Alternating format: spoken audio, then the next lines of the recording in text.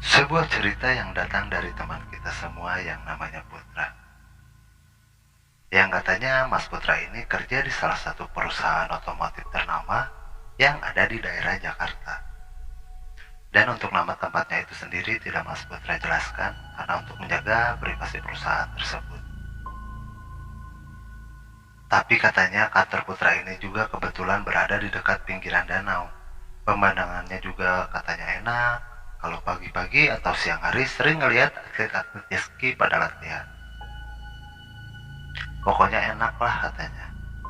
Semuanya itu serba gampang, mau ke warung gampang, mau kemana gampang. Tapi ada tapinya. Di balik enaknya itu juga, sebenarnya dari awal masuk kerja di perusahaan itu, si Putra ini sudah ngerasa tidak enak karena hawanya itu kayak berasa dingin dan lembab gitu. Jadi walaupun siang hari, dia itu sering ngerasa kayak merinding. Begitulah. Oke, sebelum lanjut ke cerita, buat kalian yang baru nemu channel ini, bolehlah saya minta dukungannya dengan cara subscribe, karena subscribe kalian adalah dukungan buat saya. Saya juga mau ngucapin banyak-banyak terima kasih untuk kalian yang sudah subscribe, like, dan share semua video-video saya. Semoga kalian semua diberi kesehatan dan rezeki yang melimpah. Amin.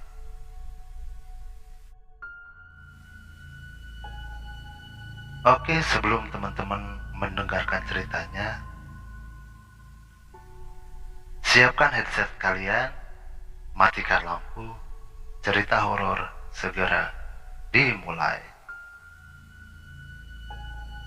Jadi, kejadian ini Putra alami di tahun 2015 silam katanya.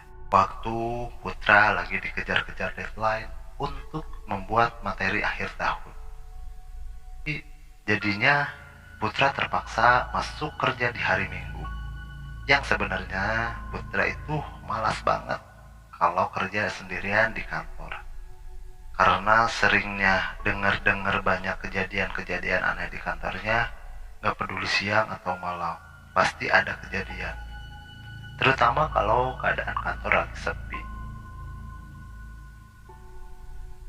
Berhubungan rumahnya Putra dengan kantor ini jaraknya tidak terlalu jauh. Jadi si Putra ini memutusin untuk, gua mau masuk kerjanya siangan dikit kayak gitu. Kira-kira jam 9 pagi Putra udah sampai di kantornya itu. Nah, kantor tempat Putra kerja ini ada di lantai 2, gedung A. Jadi tepatnya gedung pertama pas masuk ke area perkantoran yang ada di daerah Jakarta ini. Terus di lantai 2 ini juga katanya terdapat 2 sayap, sayap kanan dan sayap kiri. Oh, sayap kanan untuk supervisor dan staff, sedangkan sayap kiri hanya khusus untuk kantor direksi. Dan karena Putra kerjanya sebagai staff, jadi dia ada di sayap kanan. Ruangan staf ini cukup besar dengan model kubikal, meja-mejanya terdiri dari 6 baris sesuai dengan departemen masing-masing. Di sisi ruangan itu ada ruangan sedang untuk manajer dengan ukuran kira-kira 4x4, di mana sekat-sekatnya itu bukan gipsun atau tembok, melainkan kaca. Jadi karyawan yang mejanya di kubikal bisa ngelihat manajernya dari luar, begitu pula sebaliknya. Kebetulan meja kerja Putra itu tempatnya agak dalam, jauh dari pintu masuk sayap kanan. Dan tinggi kubikal ini kurang lebih 70 cm. Jadi walaupun si Putra lagi duduk, dia masih bisa celingukan ke kiri, ke kanan, ke kiri, ke kanan, ngeliat-liat gitulah. Karena hari Minggu, karyawan yang masuk kebetulan cuma si Putra doang katanya. Security yang biasa jaga di lantai 2 juga nggak ada. Jadi mereka jaganya semua hanya di pos depan saja kalau hari Minggu. Dan si Putra juga punya kebiasaan. Jadi kalau dia lagi kerja sendirian, pasti nyetel musiknya keras-keras, biar nambah semangat, katanya sih begitu. Nah, lagi asik-asiknya kerja bikin presentasi, tiba-tiba dia kok ngerasa kayak ada yang ngeliatin dari arah belakang. Sedangkan di belakang Putra itu ruangan manajer yang juga berjejer ada 3 baris. Beberapa saat Putra merasakan terus. Nah, karena jiwa penasaran Putra memberontak, Putra pun coba menoleh ke kanan. Putra pun coba menoleh ke kanan menuju ruangan manajer pemasaran. Pas dilihat, lah, nggak ada orang kok. Sudahlah, Putra tidak menghiraukan itu. Putra pun melanjutkan pekerjaannya lagi. Tiba-tiba, nggak lama kemudian, Putra dengar, "Gubrak!" Kayak ada benda jatuh dari ruangan itu. Gede banget katanya suaranya. Pas Putra noleh lagi, ternyata benar. Ada satu owner yang jatuh di atas filing kabinet. Dia berpikir, lah, kok bisa ya? Wah, gak bener ini. Lagi dan lagi Putra coba tidak menghiraukan kejadian itu. Dia fokus lagi ke laptopnya untuk melanjutkan pekerjaannya. Selang beberapa lama, Putra tidak mengalami kejadian-kejadian aneh. Kurang lebih 15 menitan dari kejadian ordinary yang jatuh itu, tiba-tiba si Putra dengar kayak ada suara anak kecil ketawa cekikikan. Kedengaran suara yang sangat halus banget sambil ketawa geli. Seperti itulah kira-kira. Sumbernya masih sama dari arah ruangan manajer tadi. Putra pun di sini sudah merasa gundah, bingung, takut sih adalah sedikit. Pikirannya campur aduk antara pingin noleh dan tidak. Karena suaranya itu semakin jelas kedengaran, Putra pun terpaksa menolehkan pandangannya ke arah tersebut. Jadi sebelumnya Putra ini jelasin dulu keadaan ruangan manajer di sana. Jadi bangkunya itu gede-gede katanya. Dari sisi meja bagian dalam, sekelebat dia ada ngeliat kepala anak kecil yang katanya itu anak itu kayak yang bermain permainan anak kecil dulu lah, seperti ciluk bah yang seperti itulah. Jadi nongolnya itu dikit, si kepalanya itu nongolnya itu dikit, cuman sebatas mata, terus langsung ngumpet lagi ke bawah kolong meja, terus cekikikan lagi.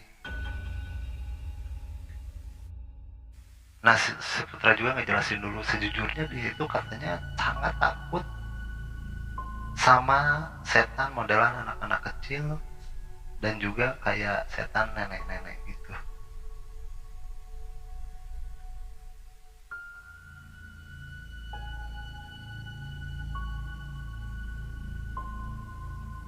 Tapi si Putra mencoba untuk tidak menghiraukan, mungkin gua halu atau apalah gitu.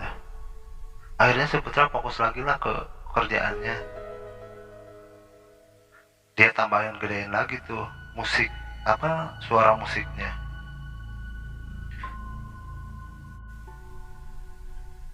Sebenarnya si Putra ini juga udah ngerasa takut, tapi mau gimana lagi, kerjaan kan harus beres katanya.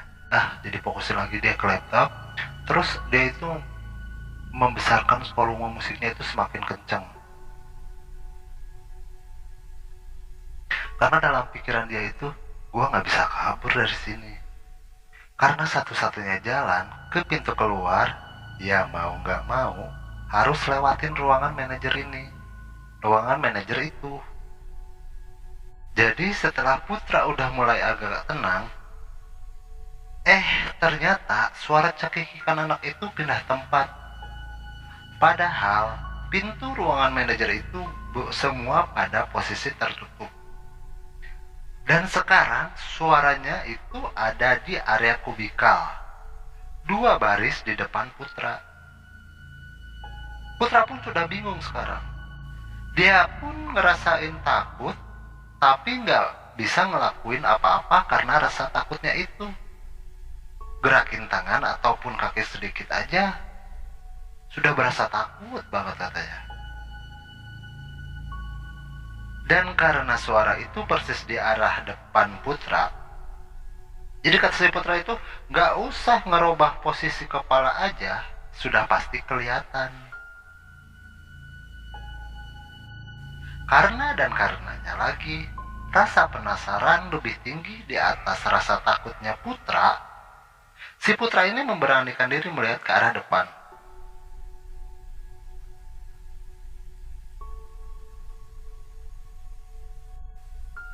Kalian tahu apa yang Putra lihat? Di situ Putra mulai merasa, wah, kaget sekaget-kagetnya. Jadi si anak kecil itu ciluk bak lagi. Dan sekarang lebih jelas katanya. Kelihatan banget mukanya. Jadi mukanya ini, kata si Putra itu, kayak sesosok anak laki-laki. Kira-kira umuran 4 tahunan atau 5 tahun. Rambutnya itu lurus sampai alis. Mukanya pucat, bola matanya itu nggak ada putihnya, jadi hitam lah semua. Nah di situ tuh nggak pakai babibu lagi. Putra langsung lari ngibrit ke arah pintu keluar. Nah pas si Putra lari itu, si sosok anak itu makin cekikikan, kenceng banget katanya. Sama ada suara seperti kayak lompat-lompat dari atas meja ke meja lain, pindah lagi gitu. Jadi pindah dari satu meja ke satu meja lain yang lainnya. Seperti anak itu ngejar si Putra. Karena saking panik dan takutnya Putra, sampailah si Putra ke depan pintu. Pas si Putra ini sudah sampai di pintu keluar, dia baru ingat kalau pintu keluar ini baru bisa dibuka menggunakan kartu akses. Si Putra langsung bilang, sial, gimana gua mau bisa keluar katanya, sedangkan ini kartu gua ini ketinggalan. Karena kata dia tuh sangat takut banget.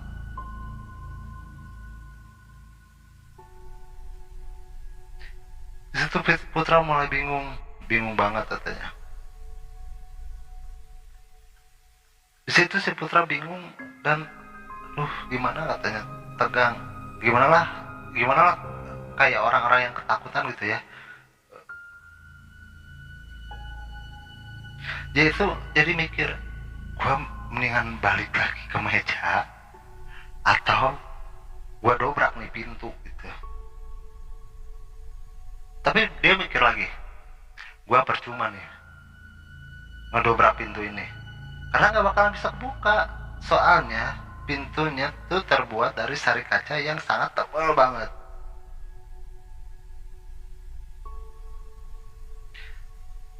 Nah udah berpikiran gitu tuh, si Putra langsung, bodo amat lah katanya, gua mau balik lagi ke meja katanya.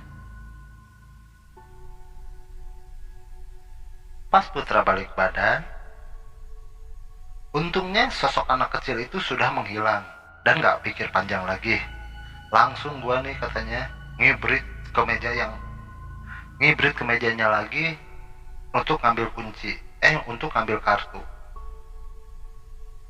Setelah dia nyampe meja dan ambil kartu, terus langsung dia lari balik lagi ke arah pintu keluar. Nah pas lari itu, Putra nggak sengaja nih. Si Putra ini nggak sengaja noleh ke ruangan manajer yang tadi. Tahu apa yang si Putra lihat di sini lagi? Putra melihat sosok anak kecil tadi itu sedang berdiri. Tapi berdirinya itu bukan di lantai, tapi sosoknya itu berdiri di atap plafon ruangan. Jadi jungkir baliklah seperti itu. Dengan kaki nempel di atas plafon sambil ketawa-ketawa. Pakai baju warna biru, celana pendek merah kayak celana anak SD zaman dulu. Nah, setelah Putra berhasil kabur keluar, dia langsung nih katanya ke pos security. Pas sampai di pos security, orang-orang yang di pos itu pada nanya ke si Putra ini katanya, kenapa mas lari-larian dari dalam? Terus si Putra ini ceritain lah katanya kejadian tadi yang dialami si Putra itu ke semua security. Kalian tahu apa tanggapan security? Ah, itu mas sudah biasa mas. Kalau hari sepi gini, mereka kadang suka ngelihat anak kecil yang suka ngelambai-lambain tangan dari arah dalam ruangan manajer yang bisa langsung ngelihat ke arah pos security. Katanya seringnya sih pagi atau siang. Kalau sore atau malam katanya sudah nggak ada lagi. Malah kadang-kadang suka telepon ke attention security. Dan pas diangkat, sosok anak itu cuman ketawa cekikikan aja, kata security-nya tadi. Nah, setelah si Putra mendengar ceritanya dari kejadian-kejadian dari security itu tadi, si Putra mintalah ke security untuk menemaninya ke atas lagi untuk beresin laptop sama ambil barang-barangnya. Tapi pada security sendiri itu nggak ada yang berani. Malah security itu bilang, Mas Putra, mendingan mas tunggu aja dulu agak sorean. Kalau enggak pulang aja dulu naik taksi atau ojek online. Saya bayaran dulu deh mas, katanya gitu. HP sama dompet dan lain-lain ntar sore diberesin sama yang giliran juga sore. Nah si Putra di situ, benar juga ya katanya. Akhirnya si Putra pulang, minjam duit security, dan sorenya dia balik lagi ke kantor untuk ngambil barang-barangnya. Nah pas sorenya naik ke atas bareng security, buset katanya, meja Putra udah berantakan semua, kayak abis digeratakin orang. Tapi barang-barangnya masih ada di sana dan gak ada yang dipindah-pindahin. Dari situlah si Putra ini kapok untuk masuk sendirian kalau hari libur. Nah itulah ceritanya. Gimana menurut kalian? Seram atau enggak? Buat kalian yang suka dengan ceritanya, bolehlah klik tanda like-nya untuk klik tanda like-nya. Untuk kritik dan saran, silahkan ketik di kolom komentar ya. Dan buat teman-teman yang punya cerita-cerita mistis, silahkan kirim pengalaman kalian di email yang ada di deskripsi. Biar insya Allah bisa saya bacakan di sini bila teman-teman berkenan. Untuk segala perhatiannya, saya ucapkan banyak-banyak terima kasih dan sampai jumpa di video selanjutnya. Wassalamualaikum warahmatullahi wabarakatuh.